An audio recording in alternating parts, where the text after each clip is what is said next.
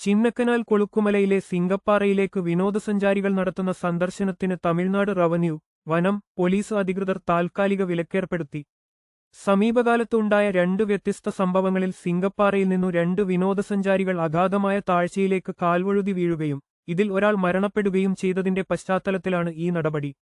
കേരളവും തമിഴ്നാടും തമ്മിൽ മുൻകാലം മുതൽ തന്നെ അതിർത്തിത്തർക്കം നിലനിൽക്കുന്ന പ്രദേശമാണിത്. കൊളുക്കുമലയുടെ ഒരു ഭാഗം കേരളത്തിന്റെ നിയന്ത്രണത്തിലാണെങ്കിലും പ്രധാന വ്യൂ പോയിന്റ് സ്ഥിതി ചെയ്യുന്ന സിംഗപ്പാറ തമിഴ്നാടിന്റെ ഭാഗമാണെന്നാണ് അവരുടെ അവകാശവാദം. ഇരുസംസ്ഥാനങ്ങളും സംയുക്തമായി ഈ മേഖലയിൽ സർവേ നടപടികൾ പൂർത്തിയാക്കിയാൽ മാത്രമേ ഭൂപ്രകൃതി സംബന്ധിച്ച ഈ തർക്കത്തിൽ വ്യക്തത കൈവരികയുള്ളൂ. അതേസമയം കൊളുക്കുമലയിലേക്കുള്ള ട്രെക്കിങ്ങിന് യാതൊരുവിധ തടസ്സവുമില്ലെന്ന് കേരള വിനോദസഞ്ചാര വകുപ്പ് വ്യക്തമാക്കിയിട്ടുണ്ട്. വിനോദസഞ്ചാരികൾക്ക് ഇപ്പോഴും ടീ ഫാക്ടറിയും സമീപ പ്രദേശങ്ങളിലെ വ്യൂ പോയിന്റുകളും സന്ദർശിക്കാവുന്നതാണെന്നും അധികൃതർ അറിയിച്ചു. ഇത്തരം പ്രധാന വാർത്തകൾ ഉടൻ അറിയാൻ ഞങ്ങളുടെ ചാനൽ സബ്സ്ക്രൈബ് ചെയ്യൂ.